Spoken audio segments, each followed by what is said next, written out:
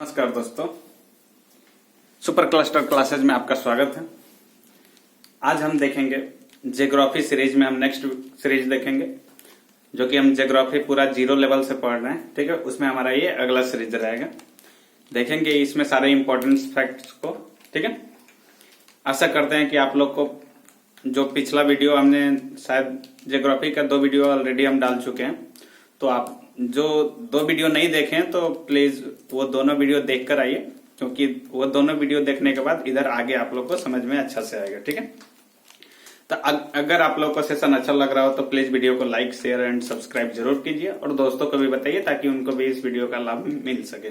ठीक है, चलिए, आशा करते हैं कि आप लोग सही सलामत होंगे और अपना पढ़ाई अच्छा से कर रहे होंगे। ठीक है, चलिए इसी उम्मीद में हम लोग आगे बढ़ते हैं। ज्योग्राफी का सीरीज में अगला सीरीज स्टार्ट करते हैं, देखते हैं कि आगे हम लोग को क्या देखने को मिलता है। जैसे कि हम लोग पिछले वीडियो में हम लोग देखे थे आकाशगंगा, सुपर क्लस्टर, ये सब हम लोग देख चुके हैं ऑलरेडी।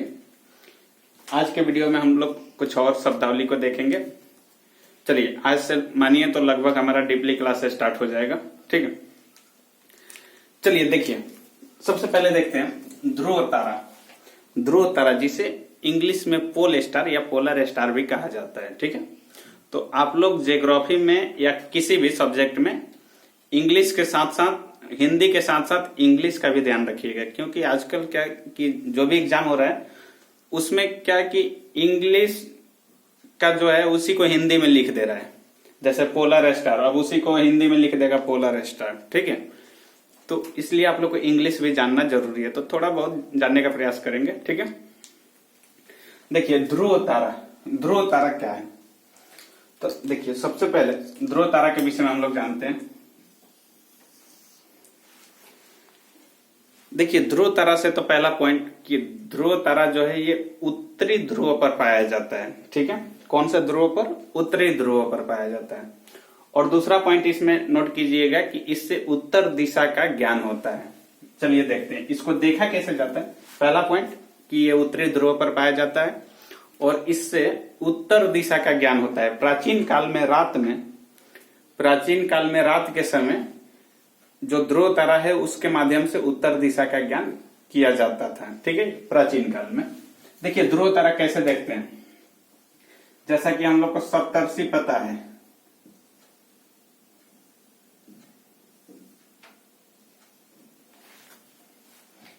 मान लीजिए कि ये आप हो गए। ठीक है,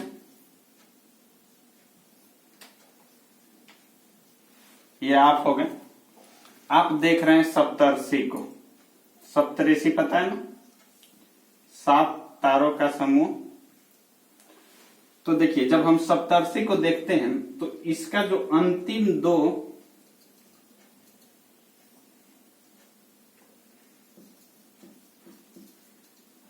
पोल स्टार,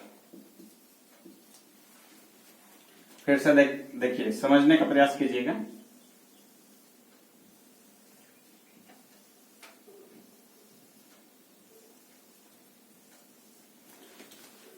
समझने का प्रयास करेंगे। सप्तर्षि बोला जाता है कि 7 तारों का समूह। हमारा एक सप्तर्षि जो कि 7 तारों का एक समूह है, तो उसके माध्यम से हम लोग पोल स्टार को यानी कि ध्रुव तारा को हम लोग देखते हैं। और उसमें क्या है कि उसका जो सप्तर्षि का 1 2 3 4 5 6 7 ये 7 तारा है। ठीक है, ये जो हमने पॉइंट दिया है ये तारा समझिएगा।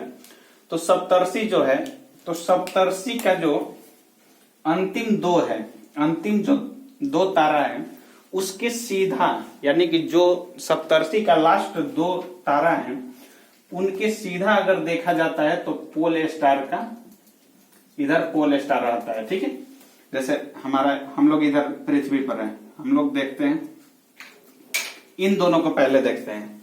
ये दोनों अगर एक लाइन में मैच हो जाता है तब इसके आगे देखना प्रयास करते हैं। जब इन दोनों के हम आगे देखते हैं तो जो अगला तारा दिखाई देता है वो सप्तर्षि होता है। ये हमेशा रात में आपको देखने को मिलेगा। ठीक है, दिन में तो तारे रहते हैं लेकिन सूर्य के प्रकाश की वजह से हम लोग को दिखाई नहीं देते हैं, क्योंकि सूर्य का प्रकाश इतना ज्यादा होता है कि हम लोग सूर्य की रोशनी में हम लोग ये चीज नहीं देख पाएंगे। ठीक है, तो प्राचीन काल में क्या कि प्राचीन काल में पहले घड़ी भी नहीं था, कोई दिशा सूचक यंत्र भी नहीं था। तो उस समय के लोग क्या करते थे कि जो सप्तर्षि है ना, सप्तर्षि के माध्यम से अंतिम जो दो तारे हैं उनके सीधा देखा करते थे। उनके सीधाई में देखने के बाद जो तारा दिखता था उसको पोल स्टार कहा गया है, यानी कि ध्रुव तारा कहा जाता है। ठीक है, तो पहला चीज कि ध्रुव तारा कैसे देखा जाता है, तो सप्तर्षि के माध्यम से, पहला चीज। दूसरा चीज कि जो ध्रुव तारा है इससे उत्तर यानी कि उत्तर दिशा का ज्ञान होता है। ठीक है, हमने देखा क्वेश्चन बैंक में एक क्वेश्चन पूछा हुआ है कि प्राचीन काल में जो लोग उत्तर दिशा का ज्ञान प्राप्त करते थे वो किस तारा के माध्यम से, तो ध्रुव तारा के माध्यम से। ठीक है, तो ध्रुव तारा के माध्यम से कौन सा दिशा का ज्ञान होता है, उत्तर दिशा का। ठीक है, तो ये पॉइंट आप लोग नोट कर लीजिएगा ध्रुव तारा में। चलिए अगला पॉइंट देखते हैं। अगला पॉइंट हमारा क्या है,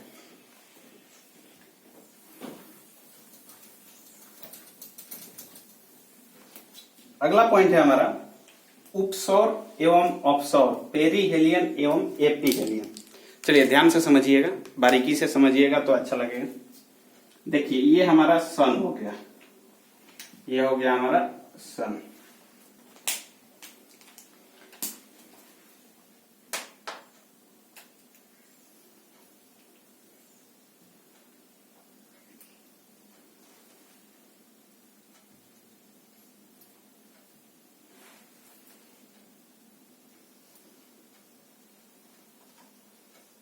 और ये हो गई हमारी पृथ्वी।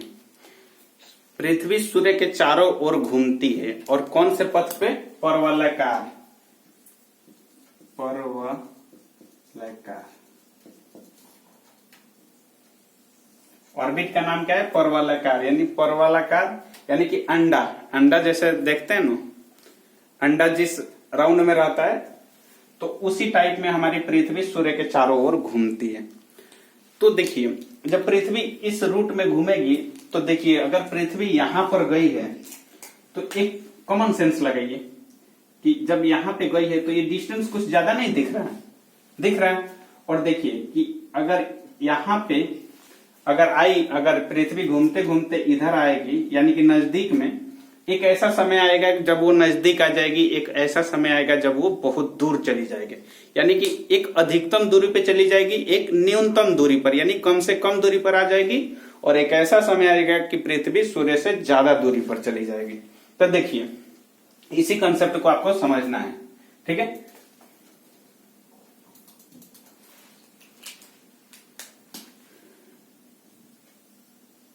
इसी प्रकार अंडा रहता है।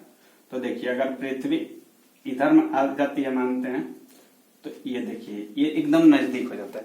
तो ये परिस्थिति होते रहता है। ठीक है, एक बार ऐसा होगा कि पृथ्वी एकदम नजदीक आ जाएगी सूर्य के, और एक बार ऐसा होगा जब पृथ्वी सूर्य से काफी दूर चली जाएगी। तब देखिए क्या होता है कि जब सबसे दूर चली जाएगी यानी अधिकतम दूरी पर, ध्यान से सुनिएगा, पहले न्यूनतम पे आइए, सॉरी, देखिए सबसे पहले इसको जानने का कर, न्यूनतम, न्यूनतम का मतलब कम से कम, यानी कम से कम, इंग्लिश में कहें तो मिनिमम, मिनिमम डिस्टेंस। देखिए अगर पृथ्वी न्यूनतम दूरी यानी सबसे कम दूरी पर आती है तो उसको उपसौर कहते हैं। ठीक है, क्या कहते हैं, उपसौर।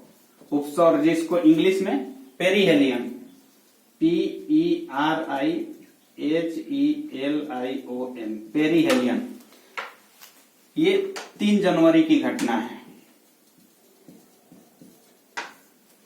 देखिए जब पृथ्वी सूर्य से काफी नजदीक आ जाती है यानी एकदम मिनिमम डिस्टेंस, कम से कम दूरी पर आ जाती है तो उसको उपसौर कहा जाता है। फिर से सुनिएगा, जब पृथ्वी एकदम कम से कम दूरी पर आ जाती है सूर्य के, पृथ्वी किसके नजदीक आ रही है, सूर्य का, तो हम सूर्य से रिलेशन बैठा रहे हैं। तो जब पृथ्वी सूर्य से एकदम नजदीक यानी कम से कम दूरी पर आ जाएगी तो उसको उपसौर कहा जाता है, इंग्लिश में पेरीहेलियन कहा जाता है। ठीक है, तो ये घटना कब घटता है, 3 जनवरी को। ये डाटा आप लोग याद रखिएगा, वन लाइनर क्वेश्चन में ये बहुत इंपॉर्टेंट चीज है। ठीक है, आपसे ये डायरेक्ट वन लाइनर क्वेश्चन में डाटा पूछ दिया जाता है। फिर से सुनिएगा, जब पृथ्वी सूर्य से सबसे नजदीक आ जाती है, यानी कि कम से कम दूरी पर आ जाती है, पूरा नजदीक न्यूनतम दूरी पर आ जाती है, तो उसको उपसौर कहते हैं। ठीक है, जब पृथ्वी सूर्य के एकदम न्यूनतम दूरी यानी नजदीक, बिल्कुल नजदीक आ जाती है, तो उसको उपसौर कहते हैं। उस घटना को, ये जो घटना होती है 3 जनवरी को घटती है। ठीक है, जिसको हम इंग्लिश में पेरीहेलियन कहते हैं। ठीक है, अब इसके अपोजिट चलिए। अब देखिए, पृथ्वी पहले यहां थी, ठीक है, अब यहां चली गई। ठीक है, अब मानिए यहां चली गई। अब देखिए कि अब अधिकतम दूरी पर जा रही है। अधिकतम दूरी किससे? सूर्य और पृथ्वी के बीच में अधिकतम दूरी। ठीक है, तो अधिकतम दूरी को इंग्लिश में मैक्सिमम डिस्टेंस। पृथ्वी जो है ये अधिकतम दूरी पर चली गई, पृथ्वी अधिकतम दूरी पर चली गई। अब अधिकतम दूरी पे जब जाती है तो उसको अपसौर कहा जाता है। ठीक है, अपसौर इंग्लिश में कहा जाता है AP Helion, HELION, AP Helion. फिर से सुनिएगा ध्यान से, पृथ्वी अगर सूर्य से कम दूरी पर यानी न्यूनतम दूरी पर आ जाती है तो उसको हम लोग क्या कहते हैं? उपसौर कहते हैं। ये घटना कब घटता है? 3 जनवरी को। ठीक है, जिसे हम लोग इंग्लिश में पेरीहेलियन कहते हैं। ठीक, अगला पॉइंट देखिए, अगला पॉइंट है हमारा अधिकतम दूरी, यानी सूर्य से अधिकतम दूरी पर पृथ्वी चली जाती है। सूर्य से अधिकतम दूरी पर जब पृथ्वी चली जाती है तो उसको हम अपसौर कहते हैं, यानी सूर्य और पृथ्वी के बीच में अधिकतम डिस्टेंस, अधिकतम दूरी जब हो जाता है तो उसको हम लोग अपसौर कहते हैं, जिसको इंग्लिश में हम लोग एपीहेलियन कहते हैं। और ये घटना घटती कब है? तो 4 जुलाई को।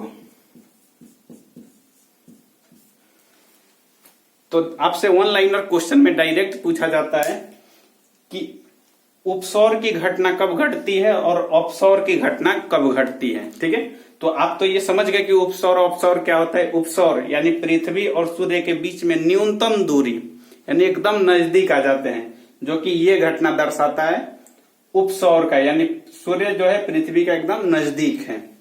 और अधिकतम दूरी यानी कि जो ये घटना दर्शा रहा है, पृथ्वी इधर चली गई है, सूर्य यहां पर है, तो जो अधिकतम दूरी को दर्शाता है उसको हम लोग अपसौर कहते हैं। अपसौर को इंग्लिश में एपीहेलियन कहते हैं। ठीक है, जो मैक्सिमम डिस्टेंस पे होता है, सूर्य और पृथ्वी के बीच में मैक्सिमम डिस्टेंस होता है। जो घटना कब घटता है? 4 जुलाई को। ठीक है, नीचे नहीं दिखाई दे रहा है? चलिए, ये अपसौर है, इसमें 4 जुलाई लिख लीजिएगा, यानी कि ये 4 जुलाई की घटना है।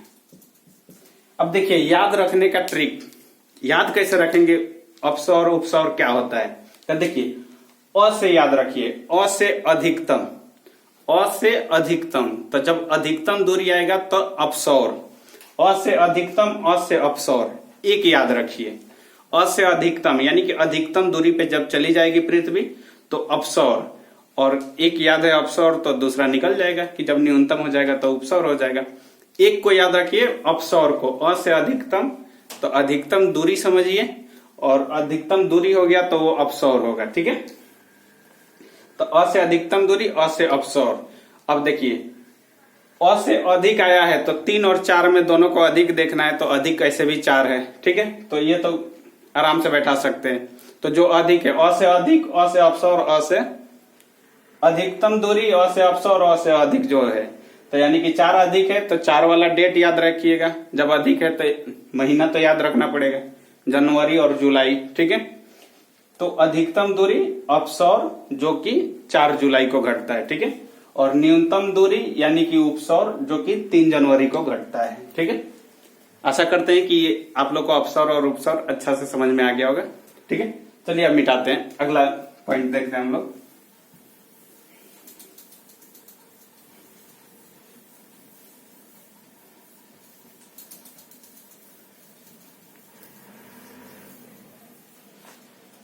अगला पॉइंट है हमारा प्रकाश वर्ष। प्रकाश वर्ष, लाइट ईयर। देखिए, प्रकाश वर्ष क्या होता है? ये चीज हम इसलिए बता रहे हैं कि देखिए हम लोग जब आगे पढ़ेंगे तो आगे प्रकाश वर्ष हम लोग डायरेक्ट लिखेंगे, तो आप लोग को पता होना चाहिए कि आखिर प्रकाश वर्ष क्या है। ठीक है, आप लोग को कम से कम आइडिया लग जाएगा कि हाँ प्रकाश वर्ष क्या है, अपसौर क्या होता है, उपसौर क्या होता है, ये आगे आप लोग को समझने में सहूलियत होगी। ठीक है, अब वहां पे प्रकाश वर्ष आया तो हम आपको नई डिटेल बताएंगे कि प्रकाश वर्ष क्या होता है। ठीक है, तो इसीलिए हम पहले क्या कि पहले शब्दावली बता रहे हैं कि कम से कम आप शब्दावली जान जाइए, फिर इसके बाद हम लोग को आगे पढ़ने में सहूलियत होगी। ठीक है, चलिए प्रकाश वर्ष आया है तो यानी कि इंग्लिश में इसको लाइट हाउस कहते हैं। ठीक है, तो अब देखते हैं प्रकाश वर्ष क्या होता है। तो देखिए एक वर्ष में प्रकाश द्वारा तय की गई दूरी को प्रकाश वर्ष कहते हैं। ठीक है, एक साल में प्रकाश कितना दूर जाएगा उसको हम लोग प्रकाश वर्ष कहते हैं। ठीक है, आशा करते हैं कि आप लोग को यह ध्यान आ गया कि अगर आप लोग को यह चीज लिखना है तो आप लोग लिख लीजिए कि प्रकाश वर्ष क्या होता है। तो एक वर्ष में प्रकाश द्वारा तय की गई दूरी को प्रकाश वर्ष कहते हैं। ठीक है, अगर एक प्रकाश वर्ष का हम मात्रा लिख दें, एक प्रकाश वर्ष का हम वैल्यू लिख दें तो 9.46 इंटू 10⁻12 यानी एक प्रकाश वर्ष बराबर, ये आंकड़ा याद रखिएगा। देखिए जहां जरूरत है याद करने का वहां आप लोग को हम जरूर बताएंगे कि आप लोग याद रखिएगा, और आपकी जिम्मेदारी होती है कि उस आंकड़ा को याद रखें, क्योंकि ये चीज वन लाइनर के लिए बहुत इंपॉर्टेंट चीज है। ठीक है, ये वन लाइनर में डायरेक्ट आपसे आंकड़ा पूछ दिया जाता है। तो देखिए एक प्रकाश वर्ष बराबर होता है 9.46 9.46 गुने 10⁻12 9.46 गुने 10⁻12 किलोमीटर। ये जो मात्रा होता है ये किलोमीटर में। लेकिन देखिए कभी कभी क्या होता है कि एग्जामिनर आपको फंसाने के लिए क्या करता है कि जो ये आंकड़ा दिया है किलोमीटर में, इसी को ये मीटर में बदल देता है। 4 गुने 10⁻15 मीटर हो जाएगा। ठीक है, तो ये भी आंकड़ा आप लोग नोट कर लीजिएगा, क्योंकि एक किलोमीटर में 1000 मीटर होता है, तो 1000 का मतलब 10⁻3, तो 10⁻12 किलोमीटर में 3 बढ़ेगा तो 15 हो जाएगा। तो इसलिए 9.46 इंटू 10⁻15 मीटर। तो ये किलोमीटर में, ये मीटर में आंकड़ा आप लोग ये दोनों याद रखिएगा, क्योंकि एग्जामिनर फंसाने के लिए आपको कभी मीटर में कभी किलोमीटर में दे देता है, तो यहां से आप कंफ्यूज ना होंगे। ठीक है, चलिए अगला पॉइंट देखते हैं।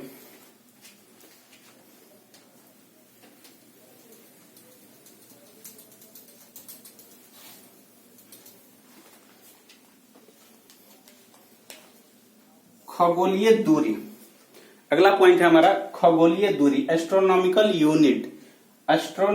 यूनिट खगोलीय दूरी हम जानने का प्रयास करें। तो देखिए हमारा ये सूर्य है और ये पृथ्वी है, तो सूर्य और पृथ्वी के बीच औसतन दूरी, यानी जो सूर्य और पृथ्वी के बीच में औसत दूरी है उसको हम लोग खगोलीय दूरी कहते हैं। फिर से सुनिएगा, सूर्य और पृथ्वी, जो सूर्य है हमारा और पृथ्वी है, सूर्य और पृथ्वी के बीच में जो औसत दूरी माना जाता है, तो जो औसत दूरी है उसको हम लोग क्या बोलते हैं, खगोलीय दूरी बोलते हैं। ठीक है, आशा करते हैं कि ये चीज लैंग्वेज आप लोग को समझ में आया होगा कि खगोलीय दूरी क्या है। फिर से सुनिए, खगोलीय दूरी वैसा दूरी जो पृथ्वी और सूर्य के बीच का औसतन दूरी होता है उसे खगोलीय दूरी कहते हैं। ठीक है, चलिए अगला पॉइंट नोट करते हैं। अब सूर्य और पृथ्वी के बीच के औसतन दूरी निकालिएगा तो लगभग 15 करोड़ किलोमीटर औसतन दूरी, सूर्य और पृथ्वी के बीच का जो औसतन दूरी है लगभग 15 करोड़ किलोमीटर है। ठीक है, ये पॉइंट आप लोग ध्यान रखिएगा। चलिए आगे देखते हैं। अगला पॉइंट है हमारा पारसेक। देखिए पारसेक क्या है, PARSEC, पारसेक जो है ये दूरी नापने का सबसे बड़ा इकाई है। पहला चीज पारसेक के विषय में नोट कीजिएगा कि, चलिए हम लिख देते हैं, यह दूरी मापने का सबसे बड़ा इकाई है।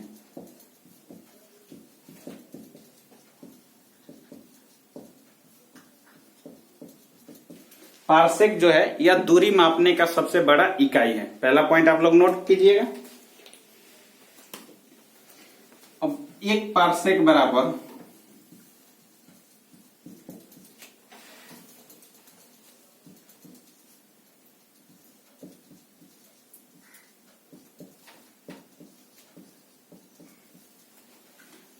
ये डाटा भी आप लोग याद रखिएगा।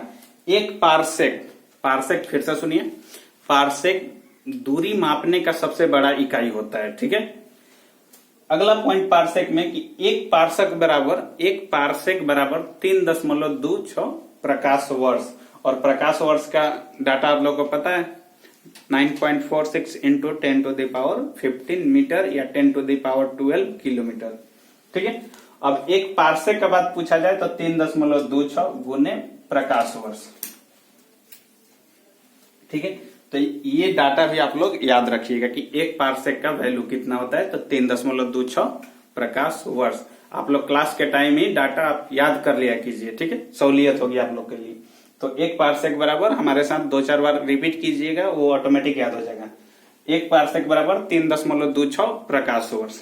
ठीक है, चलिए इसको मिटाते हैं। अगला पॉइंट देखते हैं हम।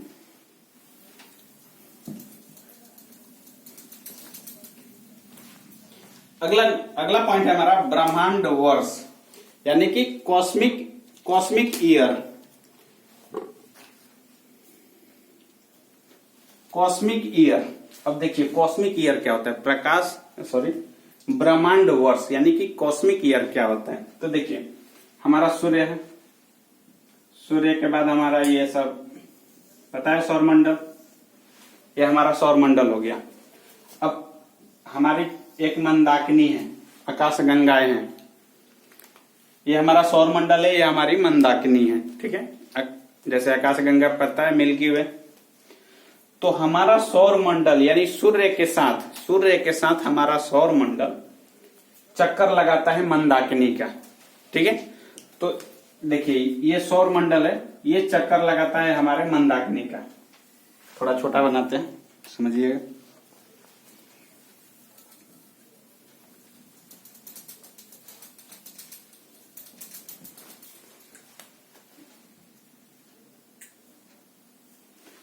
देखिए ये हो गया हमारा सौरमंडल समझिएगा।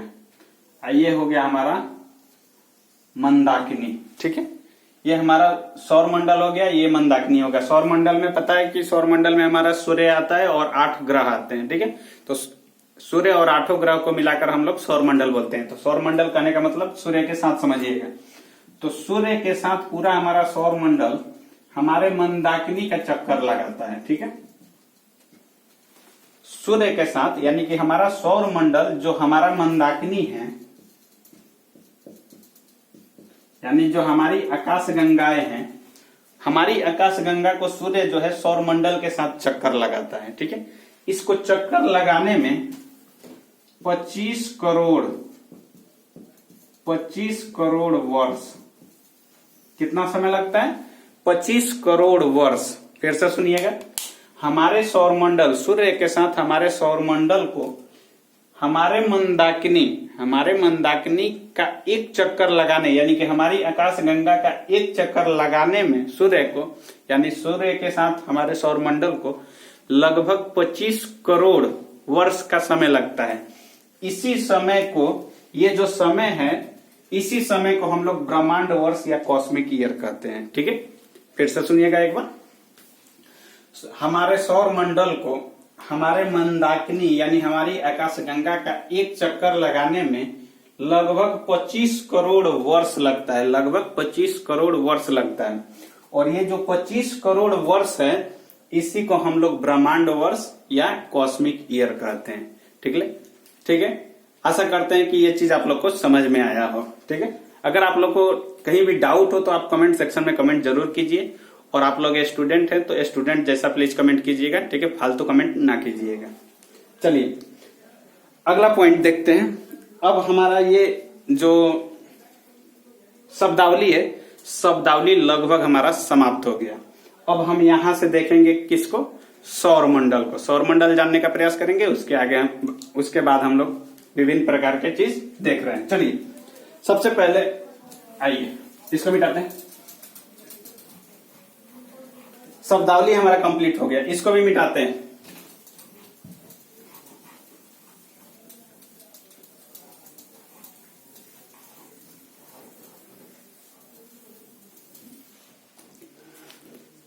हम क्लास कराने के बाद हमेशा जैसे अपने YouTube चैनल पे क्वेश्चन डालते रहेंगे।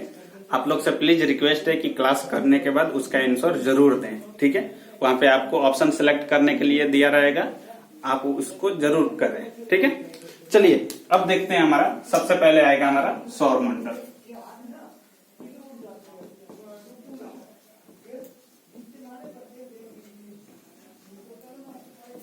इंग्लिश में इसको सोलर सिस्टम बोलते हैं,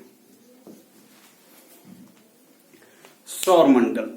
सबसे पहले जानेंगे कि सौर मंडल कहते किसको है। तो जैसे हमने कितना बार बता दिया होगा आपसे कि सूर्य और 8 ग्रह को मिलाकर हम सौर मंडल बोलते हैं या सौर परिवार कहते हैं, ठीक है। सूर्य और 8 ग्रह को मिलाकर हम लोग सौर मंडल या सौर परिवार कहते हैं, ठीक है। जिसका मुखिया कौन होता है, जिसका मेन लीडर कौन होता है, सूर्य होता है, ठीक है। तो सौर मंडल का जो मुखिया होता है यानी कि मेन लीडर जो होता है वो सूर्य होता है। चलिए अब आगे देखते हैं। ये हमारा हो गया, नीचे दिखाई दे, सूर्य हो गया।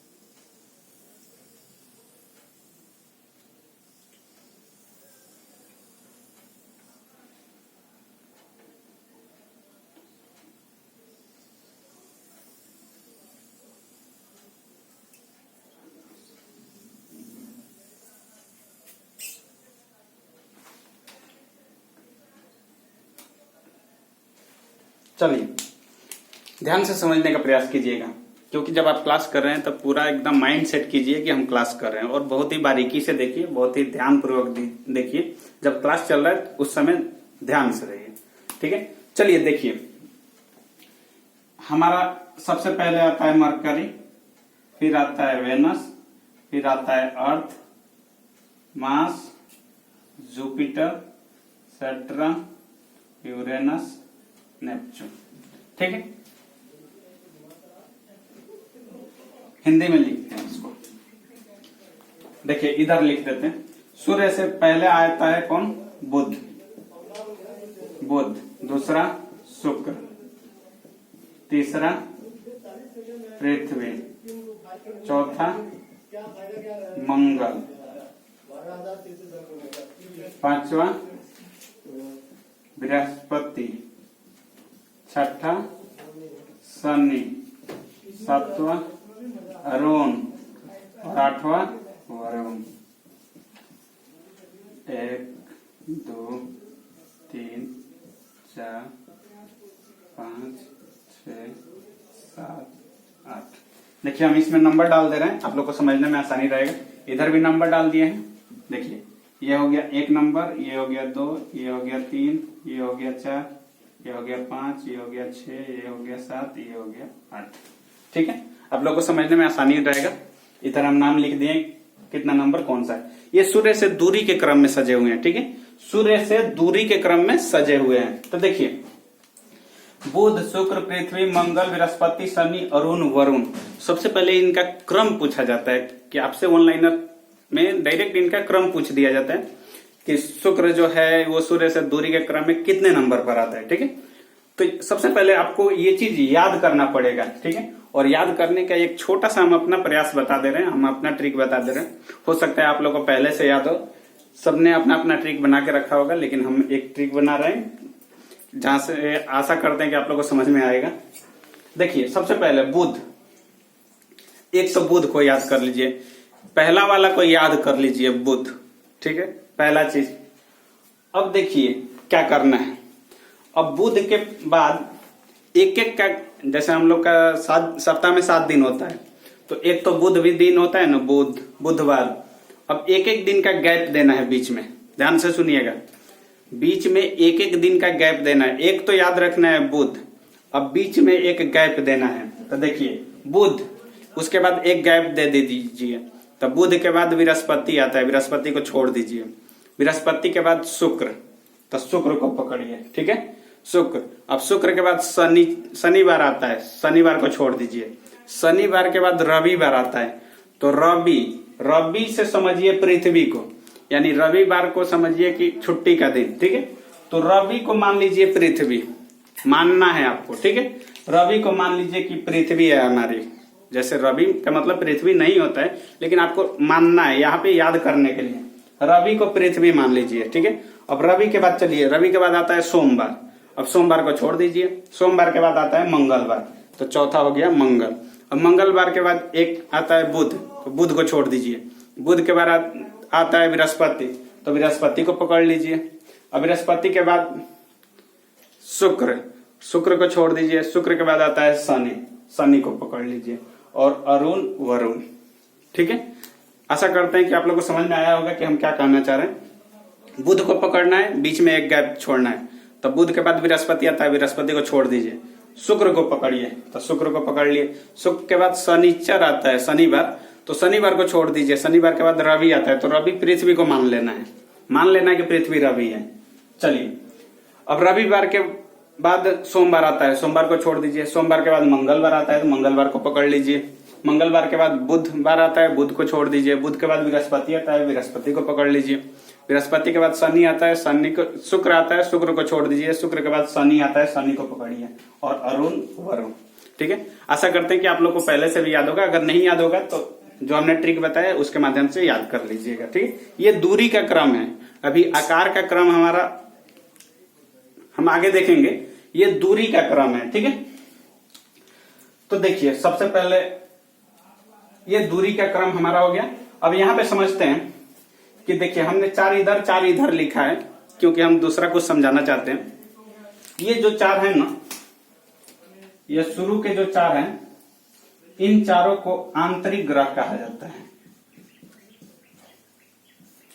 इन चारों को आंतरिक ग्रह कहा जाता है, और ये जो 4 हैं ना, इनको बाह्य ग्रह कहा जाता है। फिर से सुनिएगा, सूर्य से दूरी के क्रम में जब सज जाएगा आपका, तो शुरू वाले जो 4 हैं वो आंतरिक ग्रह कहलाते हैं, और बाद वाले जो 4 हैं वो बाह्य ग्रह कहलाते हैं। ठीक है, चलिए इसके आगे हम लोग नेक्स्ट वीडियो में देखेंगे, उसमें हम पूरा डिटेल से फिर इसको फिर शुरू से पढ़ेंगे। ठीक है, नेक्स्ट वीडियो में हम देखेंगे। चलिए, आशा करते हैं कि आप लोग को ये भी सीरीज अच्छा लगेगा। अगर ये वीडियो भी अच्छा लगे आप लोग को, तो लाइक शेयर एंड सब्सक्राइब जरूर कीजिए। ठीक है, हमारा प्रयास है कि आप लोग को बेटर से बेटर हम स्टडी मटेरियल, आप लोग को नोट्स बनवा सके, स्टडी मटेरियल दे सके। ठीक है, तो इसलिए आप लोग का भी प्रयास हमारे साथ होना चाहिए। आपका बस जिम्मेदारी इतनी है कि वीडियो को लाइक शेयर एंड सब्सक्राइब जरूर कीजिए। आप हमको मोटिवेट कीजिए, हम आपको मोटिवेट करते हैं। ठीक है, ऐसे पढ़ने का मजा ही कुछ अलग रहेगा। ठीक, चलिए वीडियो अच्छा लगा हो तो लाइक शेयर जरूर कीजिएगा, और दोस्तों को भी बताइएगा। वीडियो देखने के लिए धन्यवाद। नेक्स्ट वीडियो में हम इसके आगे पूरा डिटेल में देखेंगे। फिर से हम लोग सौरमंडल को फिर से गहराई से देखेंगे, और इसके आगे हम लोग पढ़ते जाएंगे। अब यहाँ से समझिए कि हमारा जो क्लास चलेगा पूरा डीपली चलेगा। ठीक है, एक एक पॉइंट पे आपको ध्यान रखना है, और जितना चीज हम बोल रहे हैं उस पर जरूर फोकस करना है। हाँ, कभी मिस्टेक से बाई चांस कभी गलती से कुछ जैसे मुंह से निकल जाता है, तो उस पर ज्यादा फोकस नहीं करना है। हो सकता है कि लिख दिया हम सही, बोलने में थोड़ा गलती कभी कभी हो जाता है बाई मिस्टेक। चलिए, आशा करते हैं आप लोग सही सलामत होंगे और पढ़ाई लिखाई भी अच्छा से कर रहे होंगे। इसका नेक्स्ट पार्ट हम नेक्स्ट वीडियो में लेके आएंगे। वीडियो देखने के लिए धन्यवाद।